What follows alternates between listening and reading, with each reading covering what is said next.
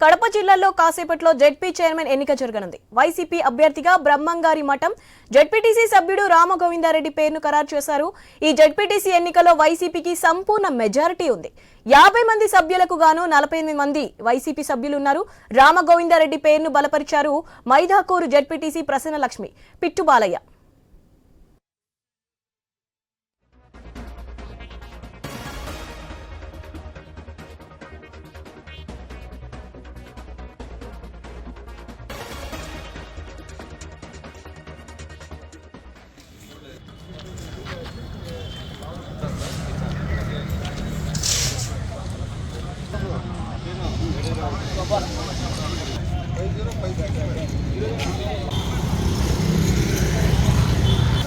అయినా అది స్క్రోలింగ్ లేకపోదు మూల అది ఏం కూర్చోలేదు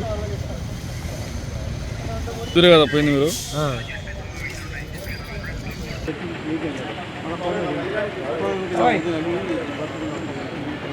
దొక్కేదా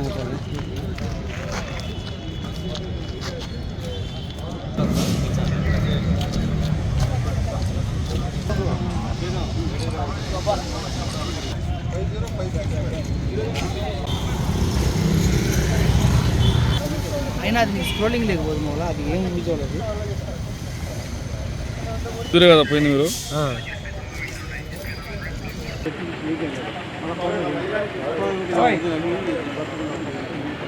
దొక్కేదా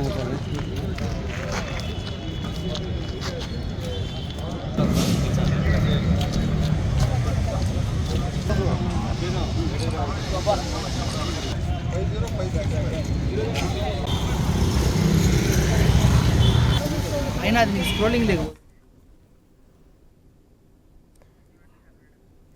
కడప జిల్లాలో కాసేపట్లో జెడ్పీ చైర్మన్ ఎన్నిక జరగనుంది. దీనిపై పూర్తి అప్డేట్స్ మా ప్రతినిధి శ్రీనివాస్ అందిస్తారు. శ్రీనివాస్, మరి కాసేపట్లోనే ఏదైతే జెడ్పీ చైర్మన్ సంబంధించినటువంటి ఎన్నిక ప్రక్రియ కూడా ప్రారంభం కానుంది. ఇప్పటికే దాదాపు 10 నుంచి కూడా నామినేషన్ దాఖలు ప్రక్రియ కూడా ప్రారంభమైంది. ఈ నేపథ్యంలో ప్రస్తుతం ఏదైతే మెజార్టీ జెడ్పీటీసీలు కైవసం చేస్తున్నటువంటి వైసీపీ పార్టీ తరఫున కూడా ఏదైతే బ్రహ్మంగారి మఠం తరఫున జెడ్పీటీసీ ఎన్నికైనటువంటి రామ్ గోవింద్ రెడ్డి కూడా జెడ్పీ చైర్మన్ కూడా నామినేషన్ దాఖలు చేశారు. ఆయన ప్రక్రియ కూడా పూర్తిగా ప్రారంభం కావడంతో ప్రస్తుతం ఇక్కడ ఉన్నటువంటి జెడ్పీ చైర్మన్ ఎన్నికకు సంబంధించినటువంటి అధికారులు కూడా పూర్తి ఏర్పాట్లు చేశారు. మెజార్టీ స్థానాలు వైసీపీ పార్టీకి ఉన్న నేపథ్యంలో ఆయన ఒక్కరే నామినేషన్ దాఖలు చేశారు. అయితే మరోవైపు టీడీపీ పార్టీకి కూడా సంఖ్యాబలం లేని కారణంగా వాళ్ళు పోటీ నుంచి బరి నుంచి కూడా తప్పుకున్నట్లు ప్రస్తుతం జిల్లా టీడీపీ ముఖ్య నేతలు కూడా 2 రోజుల క్రితమే చెప్పడం జరిగింది. అయితే అధికారికంగా ఒక జెడ్పీ చైర్మన్ గా వైసీపీ పార్టీ చెందిన రామ్ గోవింద్ రెడ్డి ఎన్నిక అధికారికంగా ప్రకటన ఒకటే వెలువడే అవకాశాలు ఉన్న నేపథ్యంలో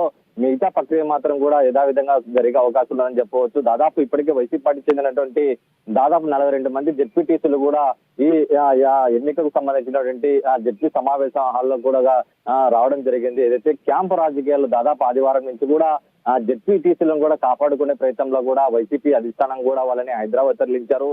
నిన్న రాత్రి కూడా నేరుగా కడపకు చేరుకున్నటువంటి జెడ్పీటీసీలు కూడా వైసీపీ పార్టీ చెందినటువంటి ముఖ్య నేతలు కూడా అటు మాజీ ఎమ్మెల్యేలు కానీ మణికొరత నియోజకవర్గ సమన్వయకర్తలు కూడా పూర్తిగా వాళ్ళతో మాట్లాడడం జరిగింది.